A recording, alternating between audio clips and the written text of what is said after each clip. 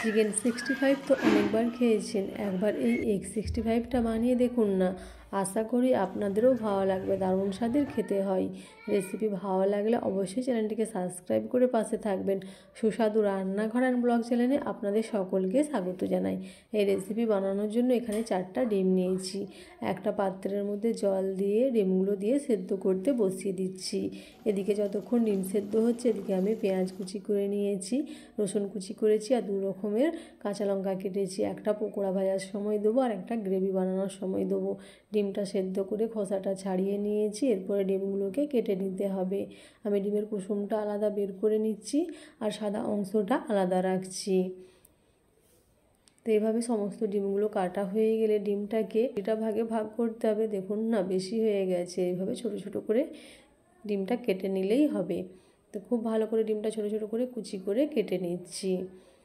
তো এইভাবে ছোট ছোট করে ডিমটা কাটা হয়ে যাওয়ার পরে ডিমের মধ্যে কুসুমগুলো দিয়ে দেবো। কুসুমগুলো সমস্ত দেওয়ার পরে এখানে আমি দিয়ে দিচ্ছি কাঁচা লঙ্কা কুচি আর আমি দিয়ে দেবো পেঁয়াজ কুচি। যে পরিমাণ পেঁয়াজ কুচিয়েছিলাম তার থেকে অল্প পরিমাণ রেখে দিয়ে সমস্ত পেঁয়াজটাই কুচি করে দিয়েছি। এখানে দিয়েছি স্বাদ মতো লবণ, গোলমরিচের গুঁড়ো, জিরা গুঁড়ো, হলুদ গুঁড়ো, সামান্য পরিমাণ লঙ্কার গুঁড়ো। এখানে দিয়ে দিচ্ছি 2 চামচ বেসন। এরপরে খুব ভালো করে সমস্ত জিনিসগুলো হাতে করে এভাবে মেখে নিতে হবে। তো খুব ভালো করে দেখুন এভাবে মাখিয়ে নিচ্ছি। সমস্ত উপকরণগুলো খুব ভালো করে মাখিয়ে নেওয়ার পর এখানে দিয়ে দিয়েছি 2 চামচ কর্নফ্লোর আর দিয়েছি সামান্য পরিমাণ জল। এরপরে খুব ভালো করে আর একবার মেখে নিতে হবে। এতে কিন্তু বাইন্ডিংটা খুব ভালো করে হবে, ভাজার সময় ডিমগুলো ছেড়ে যাবে না।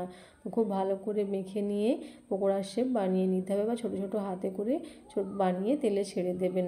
তো দেখুন হাতে করে এভাবে শেপ করে নিয়েছি। এরপরে কড়ার মধ্যে দিয়ে দিয়েছি রিফাইন তেল। তেলটা গরম হয়ে গেলেই পকোড়াগুলোকে দিয়ে দেবো।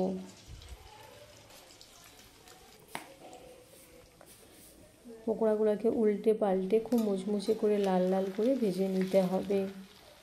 দেখেছেন একটাও কিন্তু ভেঙে যায়নি, খুব ভালোভাবে পকোড়াগুলো রেডি হয়ে গেছে। ডিমের তো অনেক রেসিপি খেয়েছেন, একবার এইটা বানিয়ে বাচ্চা বা বড়দের সকলকেই চমকে দিতে পারেন। খুবই সুস্বাদু খেতে হয় এবং খুবই ইউনিক একটা রেসিপি আপনার সাথে শেয়ার করছি। খুবই মুচমুচে পকোড়া রেডি হয়ে গেছে। পকোড়াটা তুলে নিয়েছি। এরপরে কড়াইয়ের মধ্যে যে তেলটা রয়েছে সেই তেলটা থেকে কিছুটা তেল তুলে নিচ্ছি। অনেকটা পরিমাণ তেল রয়েছে, এতটা তেল কিন্তু খাওয়া শরীরের পক্ষে খুবই ক্ষতিকর। অল্প পরিমাণ তেল রেখে সমস্ত তেলটা তুলে নিয়েছি। এরপর তেলের মধ্যে দিয়ে দিয়েছি রসুন কুচি। রসুনটা ভেজে নিয়ে কাঁচা লঙ্কাটা দিয়েছি, তারপরে পেঁয়াজ কুচিটা দিয়ে খুব ভালো করে গোল্ডেন ব্রাউন হওয়া পর্যন্ত ভেজে নেব। আর এখানে আমি দিয়েছি কারি পাতা, 1 ডাল কারি পাতা দিয়ে দিয়েছি। পাতাটা ধুয়ে নিয়েছিলাম, তারপরে পাতাটাকে হালকা করে ভেজে নিয়েছি। এরপর এখানে আমি দিয়ে দিচ্ছি জল।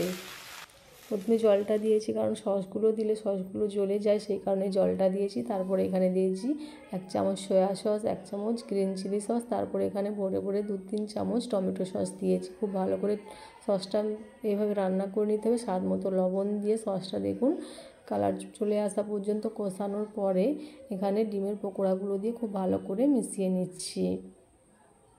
খুবই সহজ বানানো এবং খুবই সুস্বাদু খেতে হয়।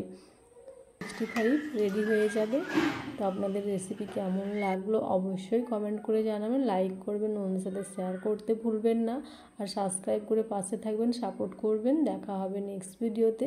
ততক্ষণ সবাই সুস্থ থাকবেন, ভালো থাকবেন। আর এটা সার্ভ করে নিতে হবে গরম গরম। আর ওপর থেকে দিয়েছি চিলি ফ্লেক্স আর অরিগানো। দেখা হবে নেক্সট ভিডিওতে। টাটা।